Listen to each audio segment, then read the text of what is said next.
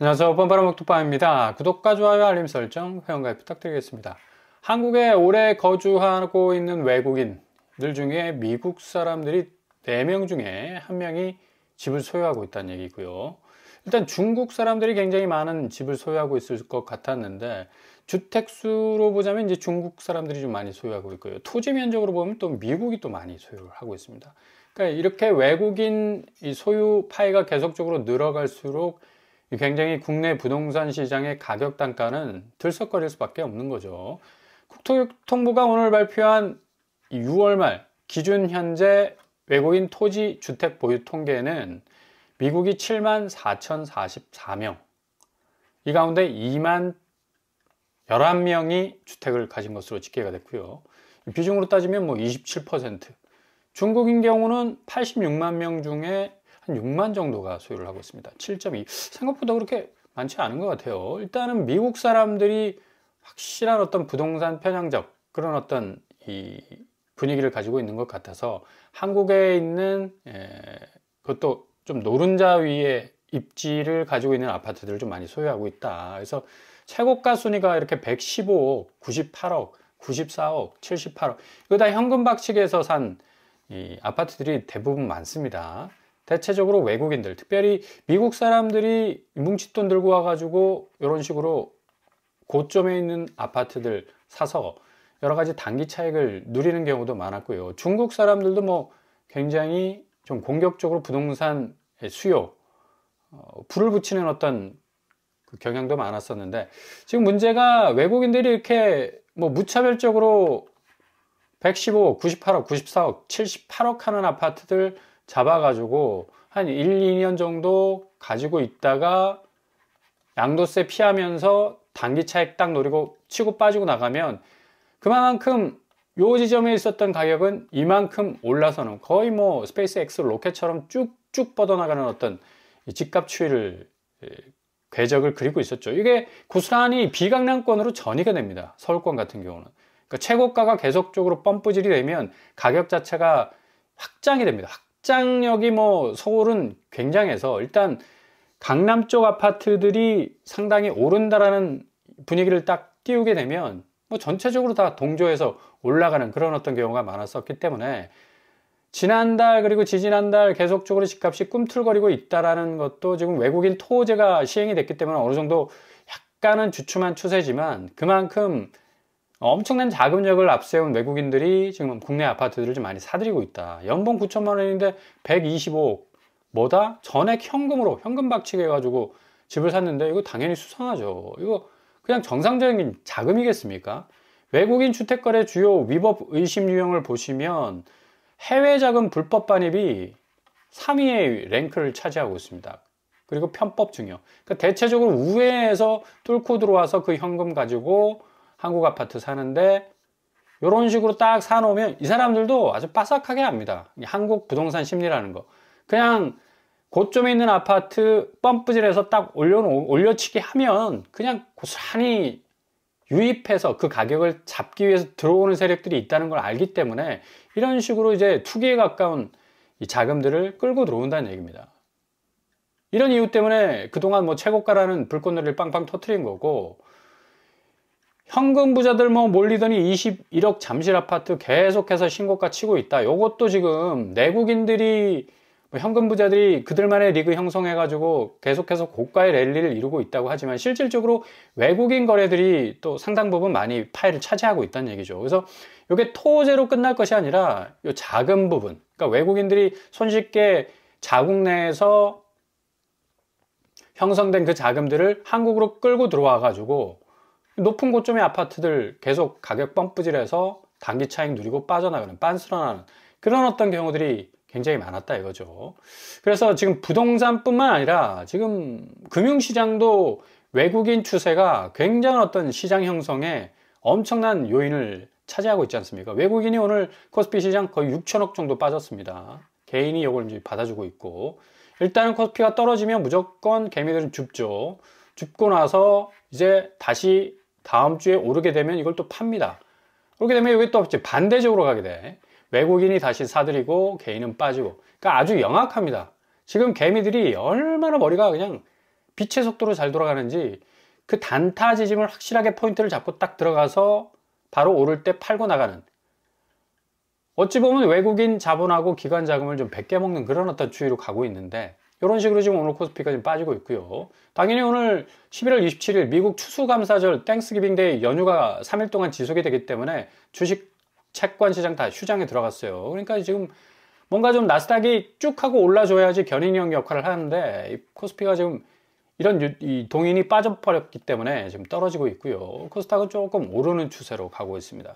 좀 명암이 좀 엇갈리는 상황인데, 아무튼 간에 지금 외국인 이 자본, 금융시장에서는 거의 절대적이라 말할 수 있고, 지금 부동산 시장도 거의 함수 관계로 지금 형성이 되고 있죠. 그러니까 미국 사람들이 의외로 한국의 아파트들을 좀 많이 보유하고 있고, 또 그 보유 파이가 계속적으로 넓어지면 넓어질수록 가격 급등 차이가 굉장히 좀 많이 나서 부동산 시장도 이제 들썩거릴 수밖에 없었다는 얘기인데, 아무튼 간에 지금 부동산 시장 상당히 지금 외국인들이 주도했던 이 급등세는 어느 정도 지금 뭐 진정 기미를 보인다고 하지만, 실질적으로 이제 금융시장에서의 외국인들의 어떤 주된 역할들이 계속적으로 시장 이 주도세를 형성하고 있다는 사실. 결국에 가서는 이제 금융시장과 부동산 시장은 함수관계처럼 딱 물려 있습니다. 옛날처럼 뭐 부동산이 알바노냐, 내가 나의 길을 가련다 해서 독자 노선을 갈 수가 있었습니다. 충분히 뭐 금융시장 들썩거리고 했었어도 부동산 시장은 뭔가 좀 견고한 면이 있었는데, 이제 영락없이 코 깨가지고 이제 갈 수밖에 없다. 결국 지금 외국인들이 주도하는 장세에서 자본이 대부분 금융시장 쪽으로 흘러 들어왔기 때문에 이제 부동산 시장은 다 빠져나가는 그런 추세고요. 지금 환율이 이렇게 흔들거리는 것도 외국인들이 이만큼 빠져나가니까 달러같이 쫓아가는 그런 어떤 추이에 있지 않습니까? 그리고 지금 내국인들도 서학개미가 거의 뭐 80조, 100조 해당하는 돈을 그냥 쏟아붓고 천문학적으로 쏟아붓고 있으니까 달러가 이제 다 빠져나가는 거라, 미국 시장 쪽으로. 계속적으로 이렇게 흔들릴 수밖에 없는 거고, 이게 이제 단지 서학개미의 탓이 아니다. 이건 결국 미국 단기국채가 급등하면서 달러 급전이 필요함으로 말미암아 대외 변수, 결국 가서는 달러 가치가 계속적으로 자체적으로 오르고 있어요. 요걸 또 이제 서학개미한테 또 모든 책임 전가를 할 수 없는 그런 또 씁쓸한 면이 있습니다. 달러 인덱스는 계속 내려가지만 지금 환율은 다시 고개를 들고 있습니다.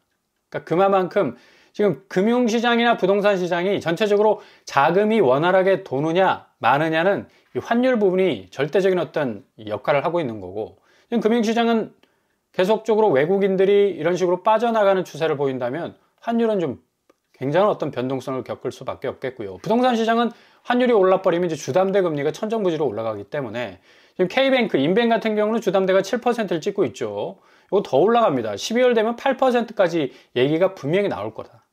달러 인덱스가 이렇게 내려가고 있는데 지금 원화 가치 자체의 어떤 경쟁력이 떨어지고 있으니까 상당히 좀 불안정한 어떤 변동성 요인이 많다. 이걸 이제 한국은행이 어제 인지를 하고 27일 날짜로 기준금리 4차례 연속 동결했습니다. 결국에 가서는 이제 환율 변동성에 대해서 대처할 수 있는 스페이스가 별로 없어요. 그만큼 좀 환율이 어느 정도 안정화되고 집값이 거기에 발맞춰서 좀 하향 안정화돼야 되는 그런 분위기를 가져가야 되는데, 이 집값조차도 지금 들썩들썩거리는 그런 어떤 이 여지를 계속적으로 보여주고 있기 때문에 한국은행이 기준금리 동결을 한 거고요. 일단은 지금 이 주식시장의 이 버블론, AI 버블론이 굉장히 지금 대두되고 있는데, 아마 다음 주부터 미국 주식시장은 거의 불장으로 들어가지 않을까 예상을 해봅니다. 미국의 나스닥, S&P 500, 다우가 불장으로 가면 당연히 동조해서 코스피도 지금 하이닉스가 살짝 좀 떨어져 있는데, 삼성전자는 좀 야금야금 올라가는 추세고요. 하이닉스가 다시 이전의 모습을 회복할 가능성이 높다라고 전망을 해볼 수가 있겠습니다. 결국 버블론은 지금 묻힐 수밖에 없다. 왜? The bull case for AI에 대한 어떤 이 불장이 계속적으로 일어날 가능성이 높다. 그만큼 현실적인 어떤 매출을 올리고 있고 또 뭐 수익률을 보여주고 있는데, 전부 다 뭐 분석가들이나 뭐 투자자들 다 낙관적으로 지금 보고 있습니다. 시장 자체의 어떤 공포감이 좀 서려 있는 거지. 이런 이 물의 이 질주가 계속적으로 황소의 질주가 계속될 것으로 보여서 오늘 휴장에서 이제 다우와 나스닥과 S&P 500은 오름세에서 딱 지금 스탑되고 있는데 다시 천정부지로 올라갈 가능성이 높다. 그러니까 뭐 서학개미들이 100조를 그냥 투하하는 거 아닙니까? 근데 실질적으로 이 사람들이 다 달러를 벌어가지고 지금 백업하고 있기 때문에 오히려 국위선양에 해당된다고 볼 수가 있어요. 근데 이 환율 변동성을 이분들 책임을 물어가지고 양도세를 더 올린다 만다라는 얘기까지 나오는데, 그거는 조금 민심이 좀 들끓 수 있을 가능성이 높습니다. 이 부분은 조금 좀 어느 정도 좀 감안을 해야 될 여지가 충분히 있다고 보고요. 아무튼 이런 분위기 가운데 지금 미국 기준금리 인하 12월 10일 날 한 15일 정도 이제 나왔는데 84.7%까지 지금 올라왔어요. 거의 한 90%까지 갈 가능성 높고 100% 기준금리 할 가능성 높다. 그래서 왜냐? 산타 랠리가 딱 지금 물려 있습니다. 기준금리 부분에 있어서의 결정은 연방준비위원회에서 이제 하게 되는데, 페드가 모든 걸 책임지기에는 굉장히 부담스럽죠. 지금 금융시장 물려있지, 국채 물려있지, 또 비트코인 물려있지, 금값 물려있지, 은값 물려있지, 모든 자산시장이 랠리를 이루고 있었는데 이거 그냥 찬물 확 끼얹어버리는 페드의 기준금리 동결, 글쎄요, 엄청난 부담을 가지고 있을걸. 그래서 이 페드워치의 이 가능성, 확실히 기준금리는 100% 될 가능성 높아서 에브리싱 랠리가 12월에는 확실하게 재현이 될 가능성 높다. 비트코인이 또 1억 2천까지 떨어졌다가 다시 쑥 하고 올라오고 있죠. 그리고 금값도 지금 0.78, 거의 이제 19만 8천 원까지 올라요. 21만 원까지 충분히 가지 않을까라는 생각이 들고요. 은값도 지금 다시 뛰고 있습니다. 기준금리 인하 기대감 확실히 지금 묻혀 있는 거고, 은값도 1.26% 지금 올라서고 있네요. 이렇게 지금 모든 자산시장이 12월 에브리싱 랠리를 딱 준비하고 있는 가운데 있습니다. 뭐 전례 없는 유동성이 풍부한 어떤 그런 상태니까. 근데 반대부적으로 한국 부동산 시장은 그 거래 금액이 급감 45.1%. 지금 거래량 떨어지지만 아파트 값은 오른다는 좀 이상한 전망들을 하고 있는데, 지금 돈의 흐름을 추적을 해야 됩니다. 기본적으로 돈이 흐르지 않고 급감하게 되면 그 시장은 죽을 수밖에 없어. 자본주의 시장에서 현금이 돌지 않으면 말라 죽는 거죠. 고사됩니다. 45.1%가 감소됐다니까? 부동산 시장의 거래 금액이. 이 거래 금액이 절반 정도 반토막 났다는 얘기는 결국에 가서는 시장이 버티지를 못하고 그냥 부러질 수밖에 없어요. 지난주에 올라갔다 하지만 이번 주 내려오잖아. 결국 이거는 자연 법칙입니다. 물리 법칙이고 경제 법칙이고. 돈이 돌지 않는 45.1% 감소하는 시장에서 어떻게 쭉쭉 올라갈 수 있는 지표를 그릴 수가 있냐고. 이렇게 내려올 수밖에 없는 거지. 만유인력의 법칙, 모든 건 땅으로 떨어질 수밖에 없고 무게를 가질 수밖에 없습니다. 경제 현상도 마찬가지예요. 돈이 돌지 않으면 시장이 성장할 수가 없어. 내려올 수밖에 없는 거지. 그러고 비강남권, 가장 그래도 만만하다고 생각됐던 강남권과는 좀 다른 차원의 아파트 가격을 가지고 있는 곳이다 했지만 뭐 11억, 14억까지 올라가지 않았습니까? 근데 최근에 11월 25일 날 구로주공 1차 5억 6천 하락했고요. 롯데캐슬 3억 2천 하락했습니다. 그러니까 구로구에서 한 3억에서 5억 이상 떨어지면 굉장한 체감도가 있는 거예요. 반토막 났잖아. 11억에서 6억 됐으니까. 그 다음에 노원구, 라이프 천국 역시도 41평이 3억 9천, 거의 4억 가까이 떨어졌죠. 16억 가까이 하던 게 12억 갔고요. 상계주공 6단지 역시도 9억에서 6억으로 떨어졌어요. 2억 7천. 노원구 같은 경우는 한 3억 가까이 떨어지면 이거 휘청거립니다. 도봉구 역시도 주봉 7단지가 5억 9천에서 3억. 이것도 반토막이네. 거의 3억 이상 떨어졌고, 방학 삼성레미안 역시도 49평 11월 21일 날 12억 4천에서 9억 9천. 10억 깨지지 않습니까? 2억 5천 하락하고 있어요. 금천구 롯데캐슬 역시도 11월 24일 거래가 14억 2천에서 11억 3억 2천 하락. 남서울 힐스테이트 역시도 11억 3천에서 여기 10억 깨지지 않았습니까? 8억 9천 5백, 2억 4천 하락하고 있네요. 이렇게 지금 구로구, 노원구, 도봉구, 금천구 비교적 이 비강남권에서 진입 이 허들이 좀 낮다고 생각되는, 오히려 이런 것들이 더 오르지 않을까라는 생각이 있었는데 더 떨어지고 있어요. 엄청나게 지금 이 하락 체감도를 느낄 만큼 금매 가격 같은 경우는 집주인이 빨리 후려치지 않고서는 탈출하기에 좀 힘들 것 같다라는 판단이 쓰기 때문에 계속적으로 이런 하락세는 진행이 될 것 같습니다. 전체적으로 이런 분위기는 비강남권뿐만 아니라 이제 강남을 향해서도 역류할 가능성이 아주 높아요. 왜? 기본적으로 제가 좀 전에 말씀드린 45.1% 거래 금액이 감소했기 때문에 돈이 돌지 않으면 시장은 절대로 오롯이 홀로서지 못합니다. 홀로 서는 장은 없습니다. 그냥 저기 그냥 어느 시골에서 뭐 2일장, 3일장 할 때 그냥 장쓰게 하는 거. 그런 장이 아니잖아. 기본적으로 돈이 좀 돌고 확실하게 인풋 아웃풋이 되는 시장이 이어지만이 뭔가가 좀 클 수 있는 소지가 있는데, 지금 뭐 2% 주담대 받았는데 6%까지 지금 올라섰기 때문에 영끌죽도 지금 그동안 킵했던 이 집들 다 뱉어내기 생겼어요. 그만큼 지금 주담대 금리도 역주행하고 있어요. 금리 상황이 안 좋다는 얘기, 기본적으로 돈도 안 돌고 있는데 금리까지 높아버리면 이건 그 시장은 그냥 뭐 뻔히 그냥 하락장으로 갈 수밖에 없는 그런 추세로 기울어져 가고 있다라고 분명히 알고 계시면 되겠습니다. 여기서 오른다 저기서 오른다 또 뭐 내년에 뭐 최고가를 찍을 거다, 전혀 그냥 개무시하셔도 됩니다.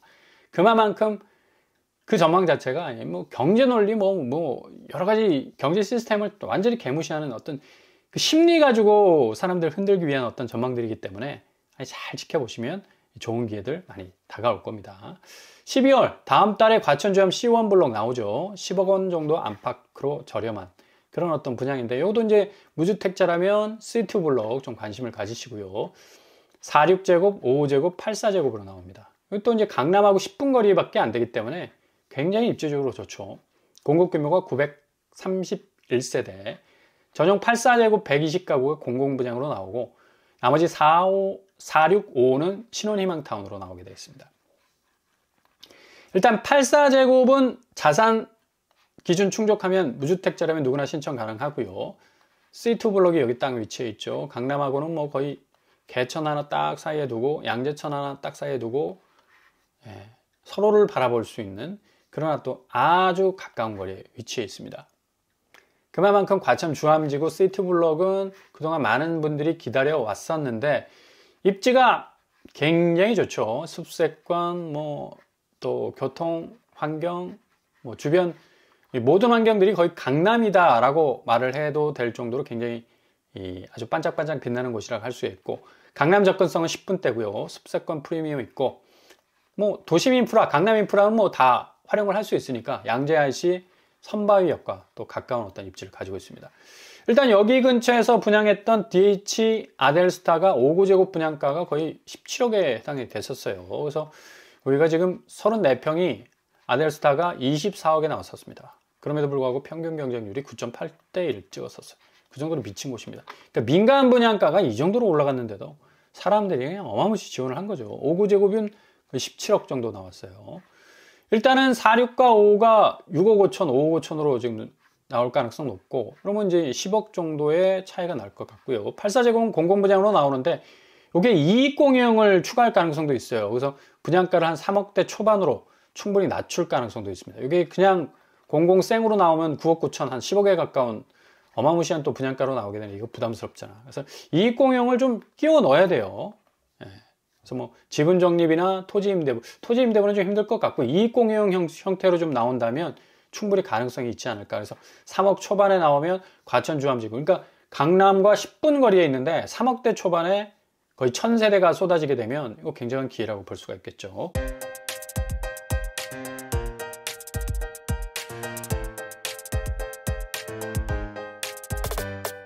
오늘의 부동산 캐리커처. 아무튼 외국인 자본이 지금 부동산 시장에서도 뭐 엄청난 견인형 역할을 했고, 지금 금융시장 역시도 뭐 마찬가지 아닙니까? 결국에 가서는 12월 달 어떤 향방을 가지고 그 자본이 움직일 것인가 라는 또 물음표가 찍힐 수가 있는데, 부동산 시장 쪽은 이제 자금이 다 빠져나갑니다. 50% 정도가 빠졌어요. 돈이 다 빠져나가는 그런 썰물 장세가 형성이 되기 때문에 그냥 그 시장은 떨어질 수밖에 없는 그런 어떤 상황으로 전개가 되고요. 아무튼 이모저모 좀 잘 살피시면서 확실하게 구축 시장의 포인트, 그 하락 지점, 허들 좀 낮춰서, 그리고 때때로 나오는 또 기회도 잡아가면서 준비해 나가신다면 좋은 기회 잡으실 수 있을 겁니다. 오늘도 원합니다. 항상 여러분의 길이 꽃길만 되실 수 있길 바랍니다. 자, 오늘 뻔뻔한 목토판을 마치겠습니다. 구독과 좋아요 부탁드립니다. 감사합니다.